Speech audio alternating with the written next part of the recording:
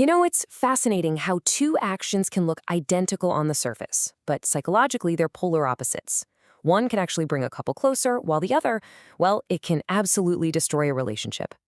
Today, we're going to get into a really misunderstood topic and pinpoint the one single thing that makes all the difference. So let me just start with a question that it might kind of challenge everything you think you know about relationships. What if something that looks exactly like an affair could actually make a couple stronger, more honest, more connected?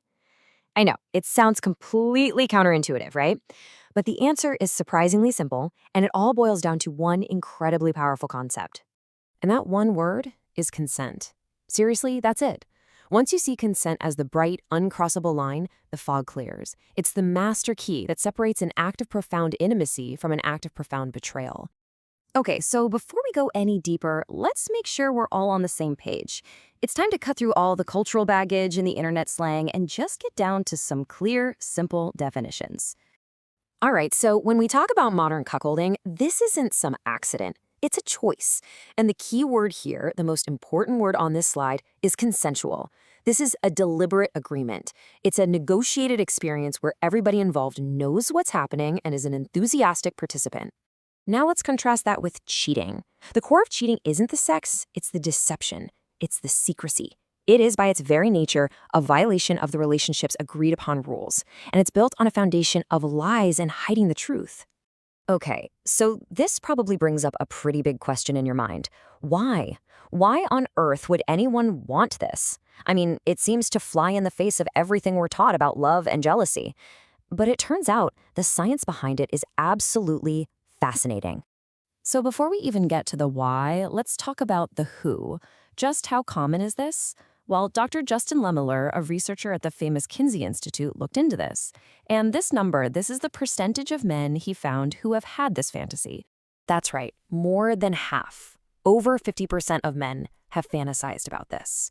And that's so important because it shows this isn't some bizarre fringe interest. It is a mainstream fantasy that for whatever reason we just don't really talk about out loud. So, what is going on in the brain here?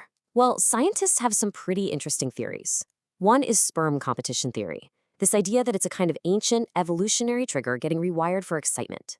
Then there's the anxiety-arousal connection, where the brain can actually get its wires crossed and mistake feelings of jealousy or danger for intense arousal. There's also this amazing concept called compersion, which is literally the opposite of jealousy. It's finding genuine joy in your partner's joy. And for some people, especially those in high-control jobs, it's about power dynamics, a safe, consensual way to finally let go. Okay, now let's flip the coin completely. Let's look at what makes cheating so uniquely destructive. If some people can find connection in these kinds of open scenarios, why does cheating almost always lead to ruin? The answer, well, it's probably not what you think it is. This quote from Dr. Shirley Glass, one of the world's leading experts on infidelity, is just staggering.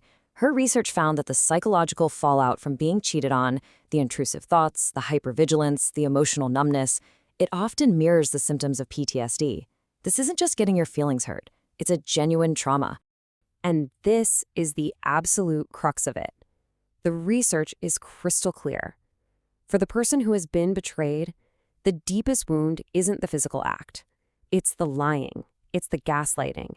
It's the feeling that the reality you thought you were living in was a complete fabrication. That's what shatters a person's world. So, let's put these two ideas side by side, because when you see them this way, the distinction between what builds a relationship and what obliterates it becomes incredibly, incredibly clear. I mean, this chart says it all, doesn't it? On the cuckolding side, you have knowledge, agreement, and trust as the foundation. It requires radical honesty. On the cheating side, you have secrets, lies, and the active destruction of trust. They aren't just different paths. They are heading in completely opposite directions. But you still might be thinking, okay, but it's the same physical act. How can it be so different? Well, let me give you a really simple analogy that makes this crystal clear. Think about it. When a surgeon takes a scalpel and cuts you open, you've given them your full informed consent. You've signed the papers, you trust their expertise, and because of that consent, it's not a violent act. It's a healing, life-saving medical procedure. Now, imagine a stranger on the street does the exact same thing, cuts you open with a sharp object, but without your consent. What is that? It's violent assault. The physical act is the same. The presence or absence of consent changes everything. So, what's the big lesson here? What are we supposed to take away from all this? Look, this whole discussion isn't an advertisement for any particular lifestyle. It's about a universal principle that can make any relationship, monogamous or not, 10 times stronger. If you look at the data, there's a pretty big disconnect between our cultural ideal of perfect monogamy and the reality of human behavior. Roughly a quarter of married Americans admit to having had an affair. And what this suggests is that maybe our default script for relationships often encourages hiding our desires instead of honestly discussing them. And that brings us right back to the heart of the matter. One is an act of radical honesty built on trust that gives both partners agency and choice. The other is an act of profound deception that destroys trust and strips a partner of their agency without them even knowing it. Ultimately, this conversation isn't really about cuckolding at all. It's about something much bigger. It's about having the courage to be honest about who we are and what we want, instead of just performing a role that we think we're supposed to want. So I'll leave you with one final question. And this is a question for everyone, no matter what your relationship looks like. Is it built on real, sometimes messy, challenging honesty? Or is it being held together by beautiful but ultimately fragile lies?